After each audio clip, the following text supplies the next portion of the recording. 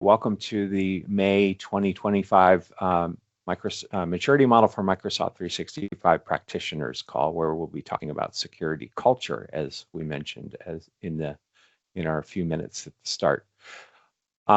We will go through some sort of slides that we tend to go through every time to just talk about what the maturity model is. Some of you are probably new to these calls, or you're watching the video and you're trying to learn about things. So we'll talk about what the maturity model is and what makes it up. We'll talk about how you can contribute and things like that. Simon? Yeah, let's go next slide. So yeah, what is the purpose of all of this? Why are we all here? Well, so the purpose of the maturity model is really helping organizations understand the benefits and impacts that they can get from, I'm going to go back one, from Microsoft 365, but really businesses all have similar needs. So, you know, we've got the ideas, we've grouped these things into competencies, and ultimately the maturity model allows the organization to understand and decide which competencies it wants to go through. Maybe it wants to improve communication or management of content for kind of AI workloads, and maybe improve staff and training or people and community so they can help one another.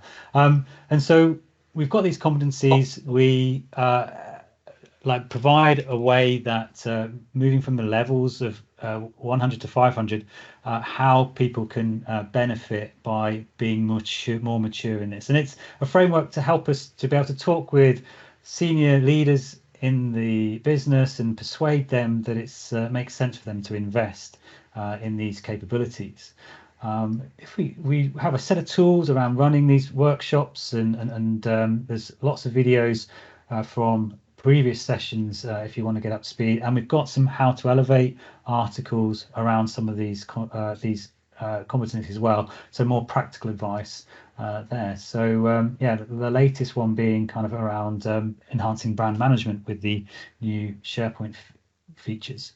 If we go forward one, that'd be fantastic. Yeah, I took control, Mats, because for some reason slides were auto whatever. Oh, thank you. Yeah, so maturity model starts from level 100, which is kind of that initial default state where things are a bit chaotic and unstable, not really well thought out.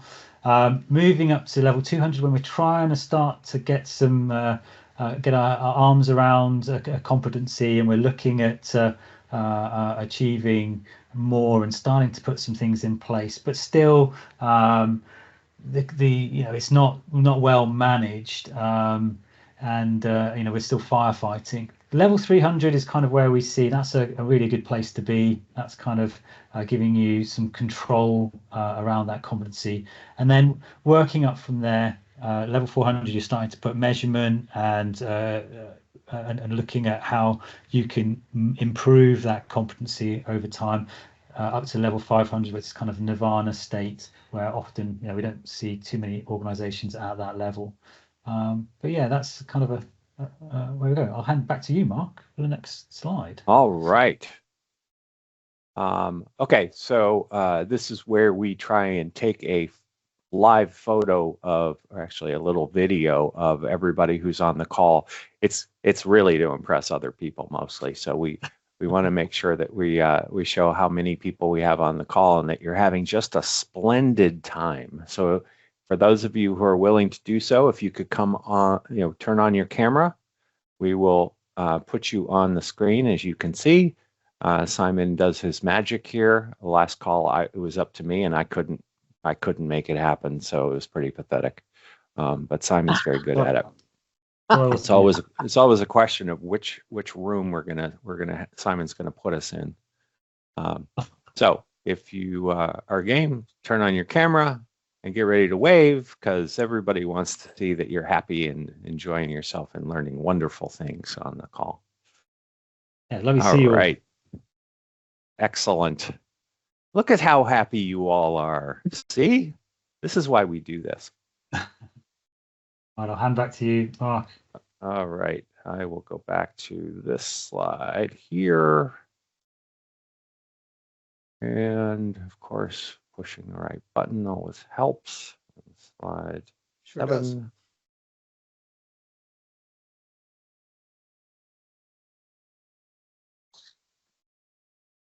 One of these days, I'm going to really figure out how all this works.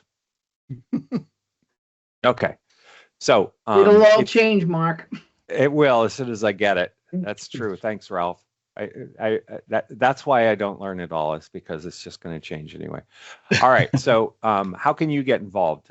This is a community. This is not, we have a core team who, Simon and Mats are on the core team. You saw our names up front. We're the ones who sort of, herd the cats, if you will, but we'd really love your contributions, your thoughts. We'd love to have you present on calls. So lots of ways you can get involved. You could present a case study. Carol, I'm putting you on the spot because I know that you have an idea for one, and hopefully we've got you lined up soon to talk about something that you've gone through. There are practical scenarios that you could write, which are you don't have to do it today, Carol. I didn't know if you wanted me to speak, and I was like, "Oh no." No, that's okay. Yeah, I'm lined up for June. All right, cool. I thought so. You could write a practical scenario. We've got multiple people who have written those, which are ways to apply the model to specific aspects of how your organization works. You can contribute on GitHub. You might spot a spelling mistake. You might think we've written a paragraph that doesn't make enough sense. You may think that an entire article needs some review, and we love that. Actually, we're happy to hear that there are improvements to be made. So please consider that. If you don't know how to use GitHub, I get it. It may not be a tool that you use, so you can always get in touch with one of us, and we can work together on it. So that feedback and insights and tools and stuff would be great. Go ahead, Pia. Sorry to interrupt, and also if you're like me who doesn't love GitHub and markup language and do all of these things, I created a LinkedIn group. We're a small batch of people there now, but that's also a great place to engage if you find something that you have questions about or you want us to improve or something like that. So you don't have to learn GitHub. You don't have to. Yes. Yes. We also have a newsletter that we send out. There are links to all of this on one of the slides coming up. And actually, we've been having some trouble with it going into spam and sometimes getting quarantined. So if you get that newsletter, and we're signing everyone up for the newsletter who comes to the calls. If you want to opt out the first time you get it, we totally understand. We don't want to spam you. But if you wouldn't mind replying to that email, it actually will help sort of boost our legitimacy, and hopefully it'll get us out of the spam dungeon. So lots of different options for staying in touch, communicating, all of that sort of stuff. We would love to have you as part of the community in some way, in addition to just coming and meeting us. So today, security culture, Mats is going to talk about this. On June 17th, we're going to talk about a process improvement practical scenario with Carol, and we're psyched to have her join us and present her situation. And then we thought, because it's right before our summer break, we'll sort of do an Ask Me Anything. It'll be more of an open conversation than even the other calls are. So bring your questions, thoughts, threats, complaints, whatever it is that you have. Whatever time that Carol doesn't need, we will use for that. We do have a couple of months that we take off in the summer, and then we need to get some stuff lined up for the fall. So if you have ideas, please let us know. These are the artifacts that we're working on now. The security competency, which Mats is going to sort of circle around today. We haven't published that yet. It's drafted. There's a knowledge management practical scenario that's been drafted. There's a governance, risk, and compliance review going on. We do need to review these things every once in a while because the technology changes and things like that. Management of content review, IPEA is doing that one.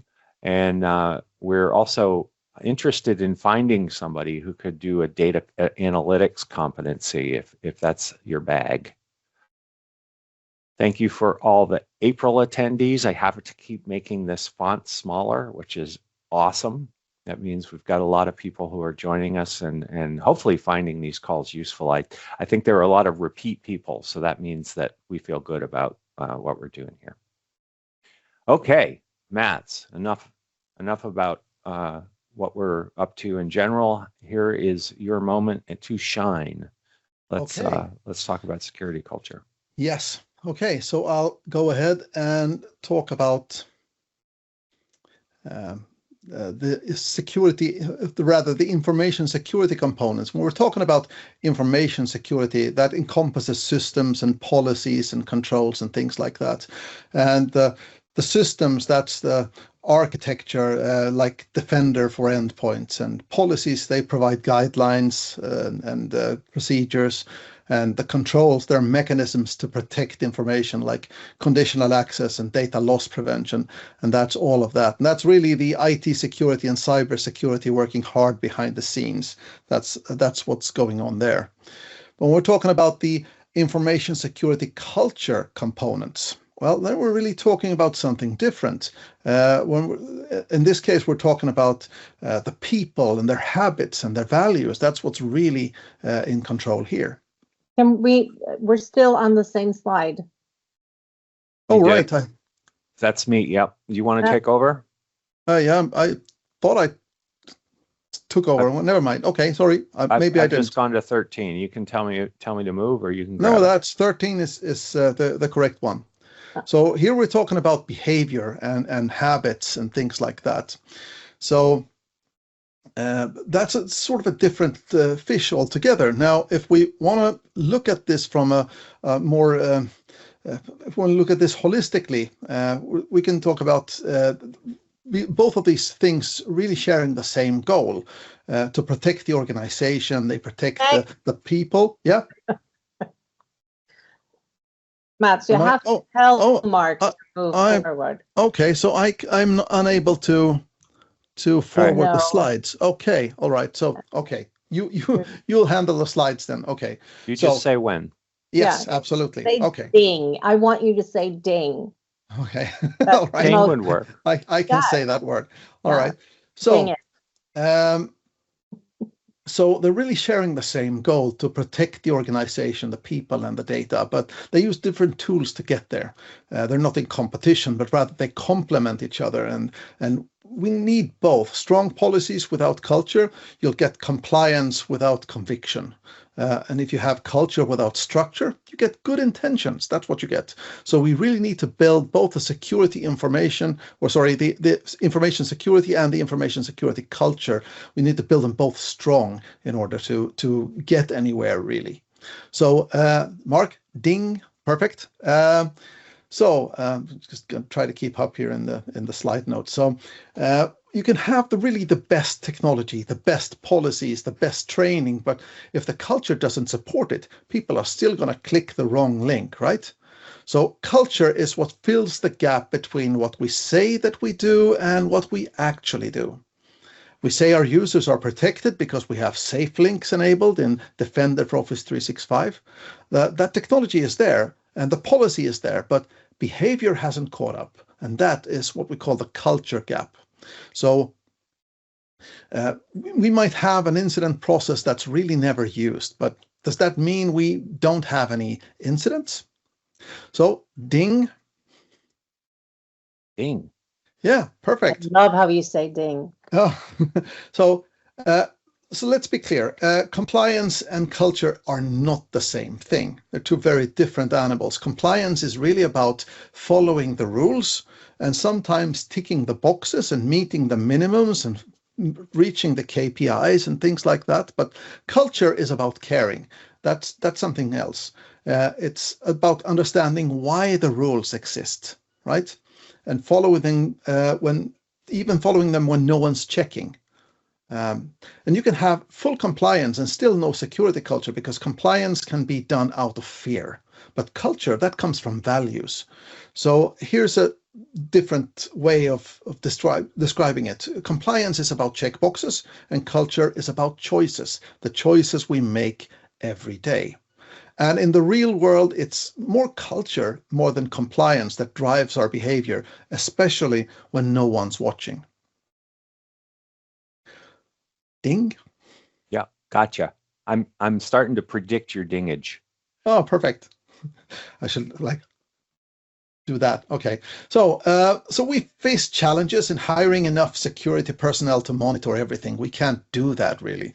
But we can foster a culture where employees act as part of the security team, where everybody's taking responsibility for security. So that's what we really should aim for, to sort of enhance the security policies and the security tools with people who are actively thinking about security. Ding. Sorry. That's fine. So creating an information security culture, that's essential. Policies alone are not enough. The focus should be on fostering a culture that prioritizes security. And it's about influencing behavior and ensuring security practices are followed even without supervision. We need to have a culture that works even when no one's watching. Ding. Perfect. So how can we build a culture? How do we do that? There's no easy way to do that. And how do we change people's behaviors? Well, people's behavior doesn't change because we tell them to. They change when the why makes sense, right? And when they feel they have something to lose.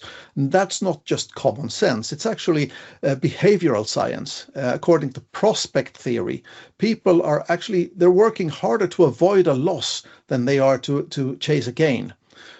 Losing something we feel, something we value feels worse than we feel the joy of gaining something that we might want. And so it's not really about fear, it's about relevance. If people feel they have something at stake, they'll care. And if they care, then they'll change their behavior. So we really need to make that connection sort of personal. Ding. So what do we need? Well, habits can be powerful allies. Examples might include reporting unusual activities, something I just notice, my computer's behaving weird today, or I get a log on warning from social media that someone's trying to log on to my social media using my account or whatever. It doesn't mean that I have to investigate everything, but it's something that I might want to pay attention to. Double checking things before I click on a link, locking my computer when I go on a break, things like that. And we need to make those habits simple by integrating them into our daily processes and developing some sort of everyday routines, the stuff I do to keep my operating system, my data, my computer, everything in a secure state. So we don't rise to the level of our policies, we fall to the level of our habits. Now, habits can be really powerful allies, and we can go ding, sorry. And we can start talking about... I pre-dinged. Perfect, it's fine. So James Clear, he wrote the book on habits, literally, and he suggests 5 rules in order to establish good habits. And the first one is to make it obvious. Security habits need to be visible. They need to be part of the environment. You don't rely on memory to do the right thing. You create cues, and that can be reminders or login screen or posters near printers or banners in Teams, something that will make me notice. It can be that sensitivity label marking in my document that sort of informs me that this contains something sensitive. The other rule he suggests is to make it easy. If you want people to report incidents, make it one click. If you want people to use strong passwords, give them a password manager. Good security should be the path of least resistance. It should be easy to do things in a secure way. The third rule is make it attractive. People repeat behaviors because they feel rewarding. So give people instant feedback, celebrate secure actions, praise teams that report risks, make heroes out of those who do the right thing. And we also want to make it satisfying. That's the that's the fourth rule. The benefits of security are often invisible. It's like somebody told me that the reason people have problems quitting smoking is the reward of quitting smoking. It takes a while before you get there, right? In feeling better, and your average sort of fitness level rises, or whatever. You get your sense of taste back, or something like that. That takes a while, but the kick out of grabbing a cigarette, that comes instantly. So we need to make the reward instantly for doing the right thing. So instant feedback. Thanks for reporting this. You may have prevented a breach. It's simple messages like that that build sort of pride and reinforces a good behavior.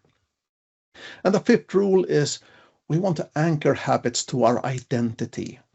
People don't act just based on instructions. They act based on identity. I act in a secure way. We as organizations, we define ourselves with, we protect the data, we take care of ourselves, we protect each other, we protect the computers, we protect our customers. Well, let security become part of how people see themselves. So make it part of the identity of the organization. We are a secure company. We treat sensitive information accordingly. Ding. So what about the leadership? Well, they need to be involved. They need to be involved visibly. If leaders act like they're above policy, it does send a message, just not the right one. Leading by example is extremely important when it comes to building a culture, and especially a security culture. So culture is sort of shaped by what leaders talk about and what they ignore. Ding. So if you want people to alert us when something is wrong, we need to foster a safe environment for reporting it. Even if I made a mistake, I clicked on the wrong link. I think maybe I got phished. I typed in my password somewhere, something like that. It needs to be completely safe to report a thing like that. No blaming, no shaming, but recognize people who report mistakes or incidents. Should always be the first thing. People should be rewarded when doing the right thing rather than punished for accidentally doing the wrong thing. So ding. So we create safety first, because if people feel safe to speak up, then if people don't feel safe, we'll never know what's really going on. And if people feel safe, we have a better grasp of the actual risks around us. Now, once we created that space, that's when we can start to listen. We can start to measure how that culture is actually working. Not just what people do, but what they believe and what they feel and what they actually tell us now that they trust us. Because sure, we're good at measuring things. We love numbers. And culture isn't built by numbers alone. Culture is built by conversations, those conversations that the numbers spark. So let's talk about how we measure and how we learn, because of course we should measure behavior and attitude. But just remember that the culture is created by our conversations. I think just a comment here. I think Yep. we'll often see with Microsoft when they do something, you think, well, how can that make sense? Why are they doing that? Yes. And you know that there's some metric that is behind that decision, something that is driving people to do something that doesn't make sense to us because internally they've got a metric to do it a different way. Yeah, absolutely. So we've talked about what a strong security culture looks like, but how do we know if we're actually building one? How do we measure that? Because this is the big question. And the truth is, culture can't really be measured by a single metric. We have to look at it from multiple angles. The first one is inspection, of course. We need to make sure that the formal structures are in place. Do we have clear roles? Do we have responsibilities, training paths, policies that reflect the kind of behavior that we want to see with our employees? The next thing is surveys, and that gives us some signals back from the employees. We can ask people what messages they're hearing and how they interpret them, and whether or not they feel supported in acting in a secure manner. And then we have interviews. Interviews, they go deeper. They reveal the why behind the behavior. Why did somebody click on that stupid link? Why did somebody not report an incident? And why did somebody go the extra mile to protect the data? And finally, there's observation, the good old watch what they do, not what they say. You know, the stuff we tell the kids, right? We tell them, okay, do as I say, but don't do what I do. This is the opposite. We want to watch what they actually do and not hear what they say. So this is where we see the real culture in action or inaction. We So have one more. Okay. That testing. Some of them, some companies send out test phishing emails and things like that. And there's a dilemma there, right? We talked about this, Mark, in one of our calls. Is like, what do we think about testing our people? Well, I think it's both good and bad, and it also depends on the culture. If you can entrapment. Yeah. And I think it can be a very good thing because then it's a safe metrics to talk about, and it was a safe thing that we did, and we can also send the message to the company saying like, yes, we only had these many clicks on the links, but we didn't have any incident reports. So even though you're very good at avoiding doing the phishing, you didn't report it, and we want to do more of that. So testing is also good, but it can be bad. Absolutely. And I mean, I actually meant testing when I said observation. We need to observe what they do when they're confronted with something. So, but I suppose testing is more like an active behavior, and observation could be interpreted as something passive that we do. But what I really wanted to say here when it comes to testing is that you have to be really careful when you're doing testing, because testing sometimes also can give people a false sense of security. We didn't click, this many people didn't click the link, and we didn't have an incident and things like that. And that's really good, but that's more, I think, more of a security culture more than a security culture thing. Observation, where we really, in the purpose that we want to know how people think about security. Are they aware of things like that? That's a good thing. I think testing can be negative as well. It can be used to scare people. It can be used to get people a false sense of security as well, and things like that. So it depends on in the manner that you're doing it, and the why, of course, you're doing it.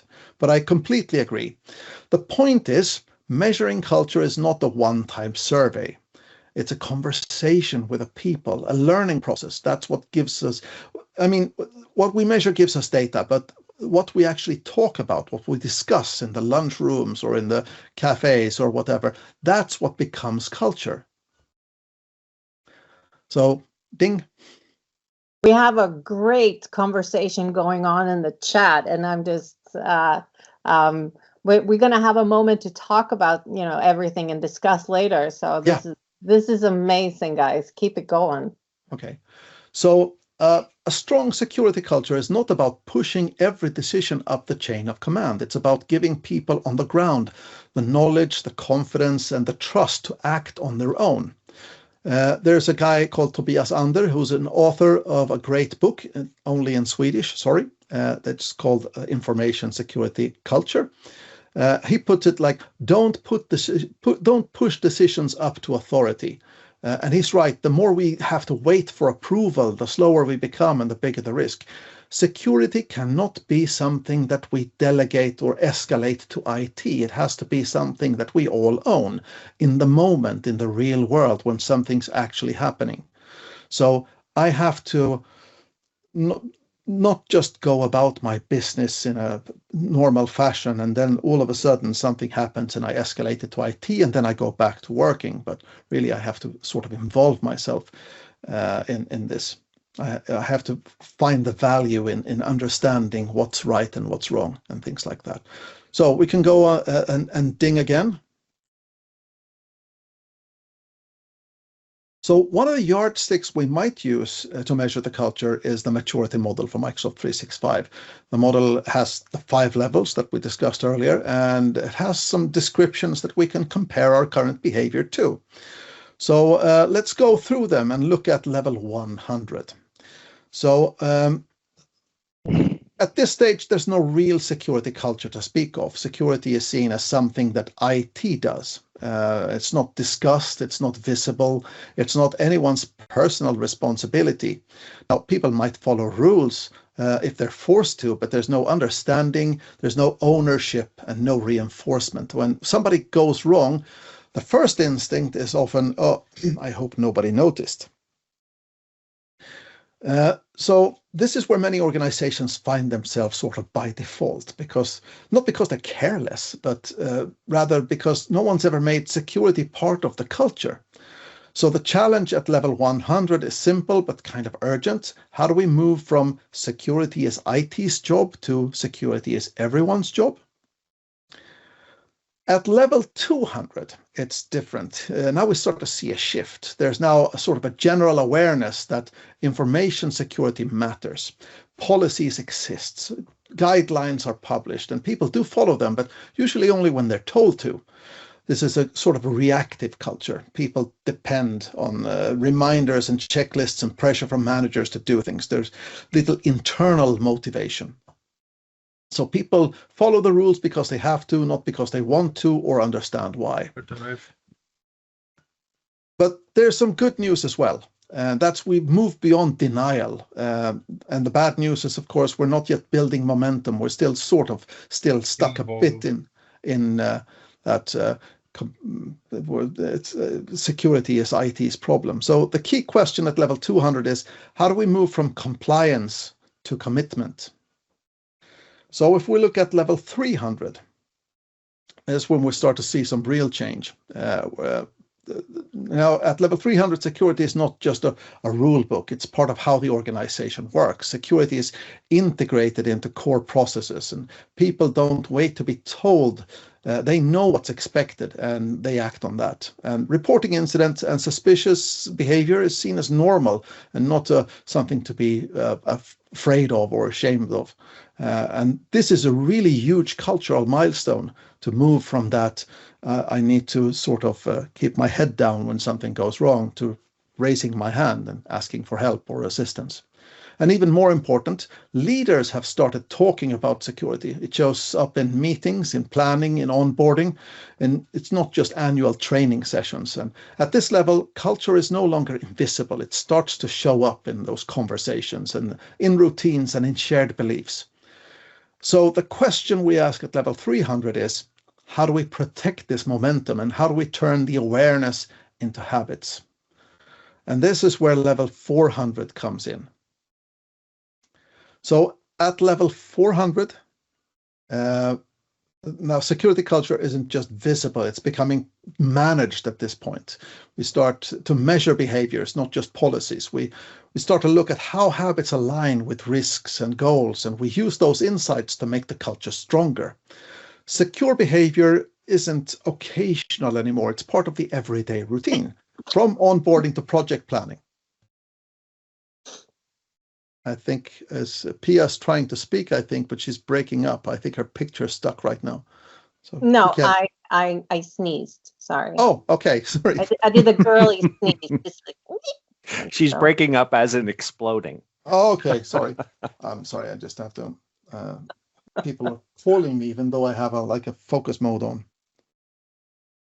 So, anyways, let me make sure that focus mode is on, so I don't get disturbed anyway. Oh, never mind. So there we go. So put this over there. Like I said, so now it's part of the everyday routine, from onboarding to project planning. And at this level, the organization treats culture like any other business asset. It's something that they track, invest in, refine, work on. Security mistakes aren't hidden. They're discussed. They're on the table because we created a climate where learning is more important than blaming. And the key question at level 400 is, how do we evolve from a functioning culture to a learning one? So let's go to 500 and see what that's like. So here, of course, culture has become like a living system. It doesn't just have a security culture. The organization actually grows it. So insights from incidents, audits, and feedback loops are turned into improvements. They're actually a planned process for it.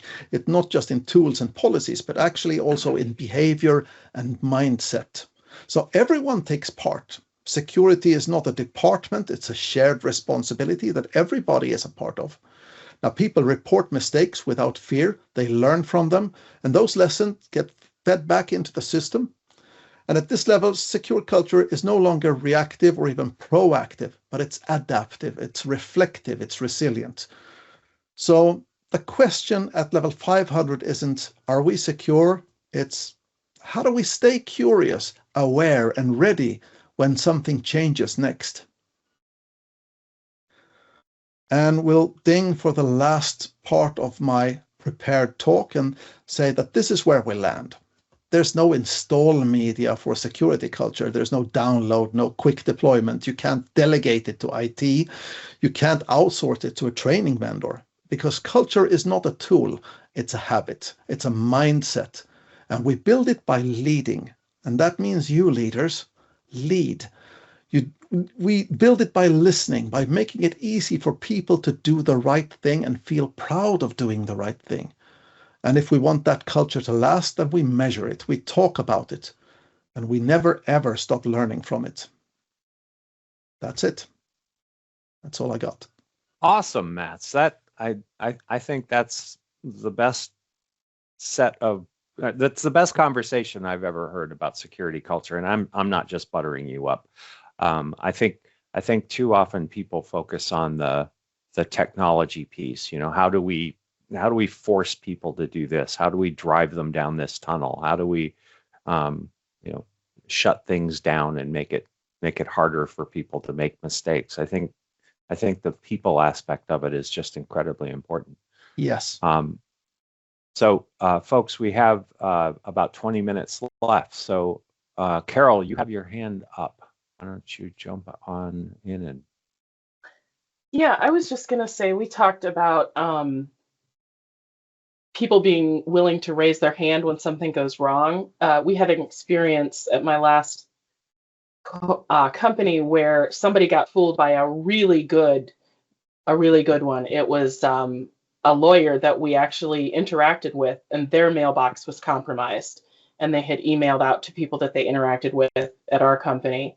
And she clicked and started to enter password and immediately realized this doesn't feel right, and called IT like that minute. And we were able to shut everything down. We didn't have any data loss. And so when we talked about that to people, that was what we focused on. She got fooled by a pro, but she immediately reported it. Nothing happened, but nothing happened only because she was willing to say, oh crap, I screwed up. Exactly. And I do think that as an example, it really helped people understand why we care about that. So it was a really good thing. Yeah. And it's so important to actually be open about it and be like, but there is a difference, right? Someone being like a pure idiot who just needs to be fired because they do defy all common sense and training, but that's not the case. Like nobody, I hope, are sending any money to the Nigerian prince. I think he got out of that situation those many years ago. But now, like with AI and everything, like they're streets ahead from every one of us. So if we don't have any incidents, anyone reporting incidents, it's just like we don't know how much we have been hacked, how much we have lost, because we are always, being threatened. Because sometimes when we get that, you have to log in again with the MFA and everything. And that's also, the cybersecurity on the Microsoft side of things, like they stopped something from the other side of the globe. And it'd be like, okay, we just want to make sure that you're still you. We think that you're still you, but we just want to make sure. And be like, oh, I get annoyed because I get this again. I also get annoyed, but sometimes I just try to think about like, well, there's stuff that I don't know that's probably protecting me. But we need to just like be like, something happened here, help me. Was it okay? Chris, you have your hand up. I do.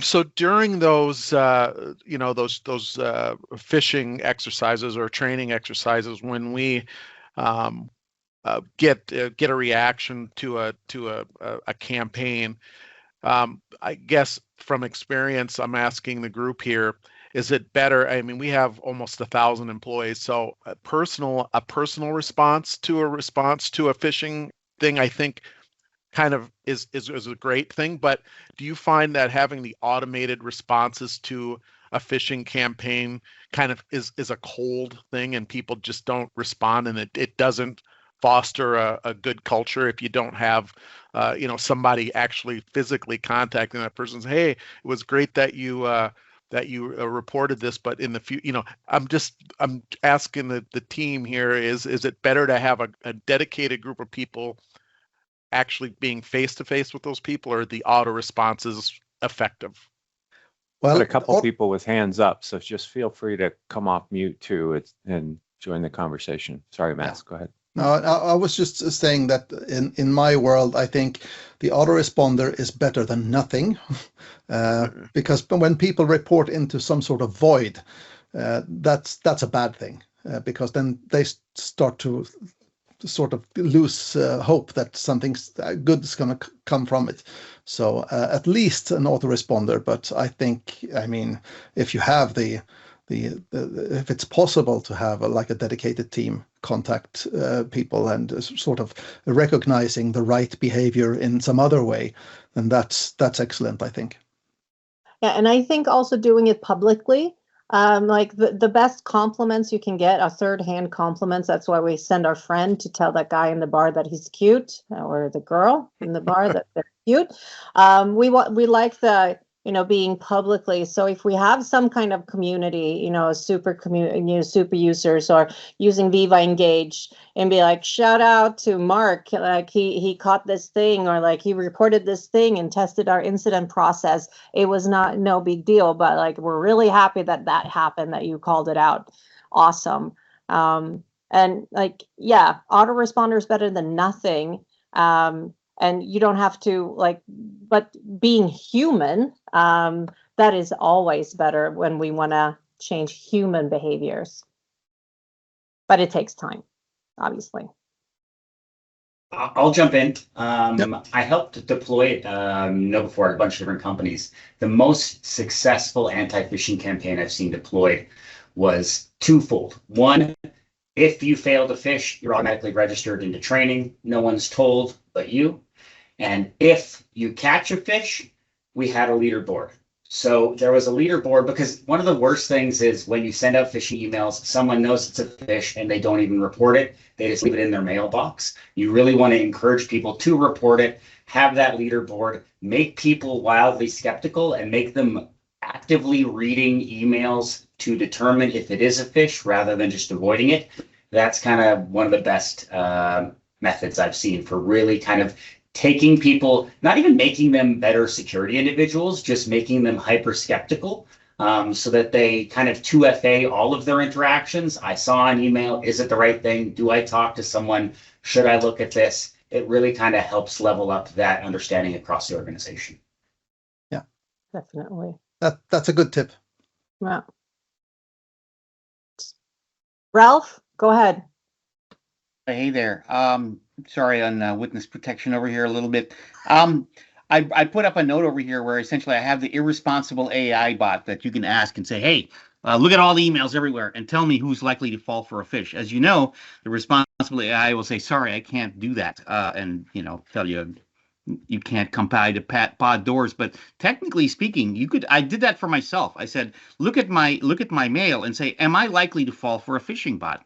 And it said, you're not likely because you seem to be put, and basically it gave me some information about what I was doing, but for myself. So that was a very interesting interesting observation. But my question really is about monitoring, because we can't expect people to do things a certain way, especially if it's a large organization. It's really hard to scale this kind of stuff if you're looking at thousands and thousands of people.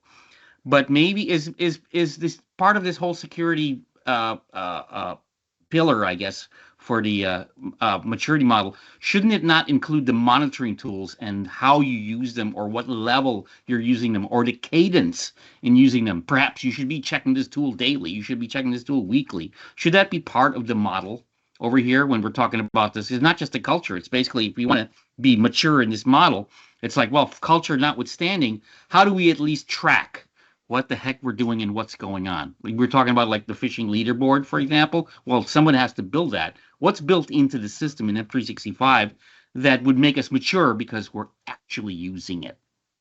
See where I'm going over here? Absolutely. Yeah, and I hear you. Like, it would be great, but like would when be you great. say, when it's like the cops, right? And saying like, this is what we're going to be looking at, and be Yeah. like, cool. Then we avoid doing just that, and we do something else, and we find a way around it. It's like, making recommendations for safe passwords and say like, yeah, you should do like this, and you actually have an example. Then 20% of your users are going to use that example, and it's ruined. And Right. also, when it comes to Microsoft 365 and the security tools that are on top of it, I would say that if you take security seriously and you're a big organization, you need to have a third party, like you do pretty much like with some of the enterprise stuff, right? Because Yes. Microsoft handled this a little bit like a partner opportunity, Aha. which I think is fair. I think that's fair. You're going in the direction I was heading to, which is essentially our guidance should include that as part of it. And then sometimes you have to tell the company that, I'm sorry, but your baby could use a little more lipstick, I guess. Whatever it is, basically, to make it look better, this is what you have to do. There's guidance that you may or may not follow it. However, no matter how good you are, here's the guidance, here's the things that you need to check off. And if you don't want to check something, sign over here in blood to say that I didn't check off on this because whatever. Right, but the idea is to give them those pieces. We had checklists on all the other pillars. Do we have one for here? I think we do. I don't know. That's what I'm going to double check on right now. But I feel that we should have something more on the monitoring and the tools aspect to this pillar. Yes, Sam. So, all right. Returning to my lair. Yeah, but you're absolutely right, and this is what we're talking about, having actually the information security team and the information security culture need to work in tandem, because of course you're going to monitor stuff, of course you're going to use the protections that you have in your Microsoft 365 tenant, of course you're going to use a third party if you need to, but that doesn't sort of negate the need to build like a security culture, an awareness, and people behaving in a secure fashion.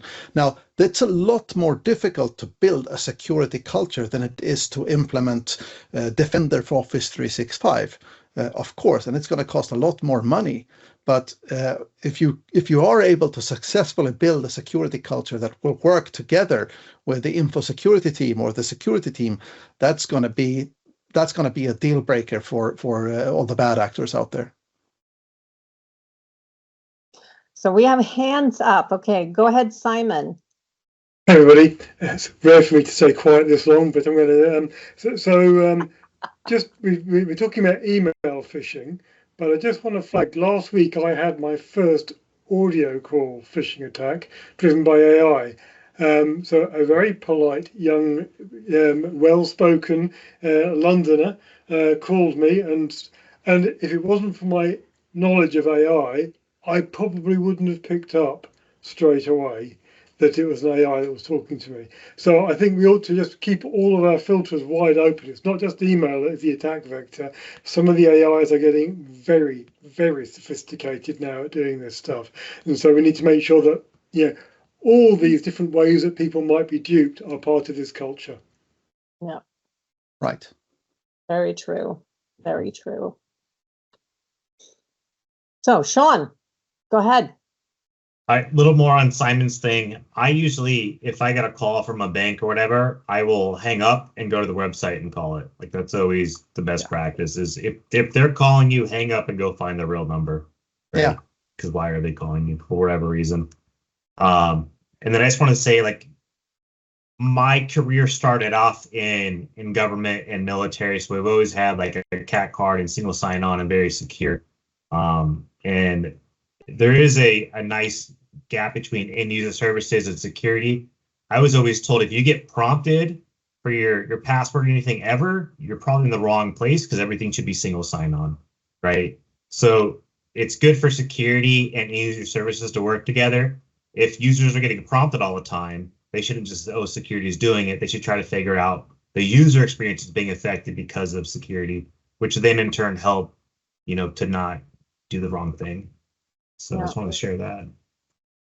Yeah, and it's also really important with what culture can do and what technology can't do is that the information security is, more than what we can do in our systems. There are sirens outside, I'm sorry. Because, someone calls us and we give them information, no, there's no system that can help us really with that. If someone asks us on the street, it's like, oh yeah, do you want to donate to save the whales? Here, give me your information. And so we also need to be aware in this security culture, what kind of information do we need to protect? Easy stuff, credit card numbers and stuff like that, but always no, information about the clients, information about your next big project, maybe what you do, your role, maybe that should not be publicly aware because that could be a little bit sensitive. So we also need to have that culture to know okay, what is actually secret in sensitive in our information that can be used against us. So hanging up on the bank, though, that's, you always want to do that, even when Mom, I think you've had your hand up for a while. Yes, it was more to, I will say, relate to something that was said about a checklist on the thing that you should implement or everything. And I was thinking that I think it's like a compliance thing, because if you have things that you have to say, yes, I have this tool, or I have this habit, or I have this in place in my company, for me, it doesn't make sense in a way that you just check something. It's not really part of the culture of the company. So that's why I was a little bit, I will not say disagree with the checklist of everything that you should be in place to have a good culture or something like that. Well, you can have a culture checklist as well. When we have the leaders, is you should talk to your people about the staff at staff meetings, at the and these are the KPIs that we all need to work with. That could also be in the checklist. And then we need to go over our training. We need role-based training, not just the same nano training for everyone. That could also be a checklist, but I understand the combination of okay, we have defender and this and this and this and this, and then we have culture, this and this and this can be done to help us all.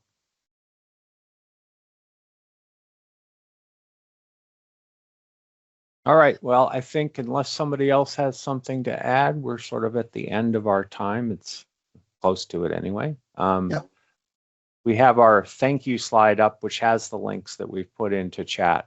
These are in every deck from these sessions. So if you ever need to find these links, you can go to the slide decks link, which I know is a double hop, but still. You can always get there. We'd love to have you sign up for our newsletter. Again, please respond to the newsletter if you get it. Just reply and say, hey, thanks for this, or foo, or whatever. It'll help us get the reputation up so that we end up in spam less often. Also, please join the LinkedIn group if you'd like to have conversations about these topics in between calls. We would love to have you do that. These calls are all recorded, so you can watch them on YouTube. We'll get this one up in, David usually does it in a day or so at the most. And follow us on social if you have those types of accounts. So we really appreciate you all joining. Thanks, Mats, for a great session. We look forward to seeing you in June to talk about a practical scenario from Carol. Carol, yay, Carol. And we'll have an AMA for the rest of the time, though Carol could take all the time if she wants to. And thanks for again those who can't join into the next time but still have questions, I'm going to put out a form that it's going to go out on the email blast and on our LinkedIn group. So you can, put your questions in, and even if you can't join, you can watch the recording later when we talk about the questions. So don't hold back just because you might not be able to join the next time. All right. Thanks, everybody. Have a great week. Thank you. Bye. Thank you. Bye.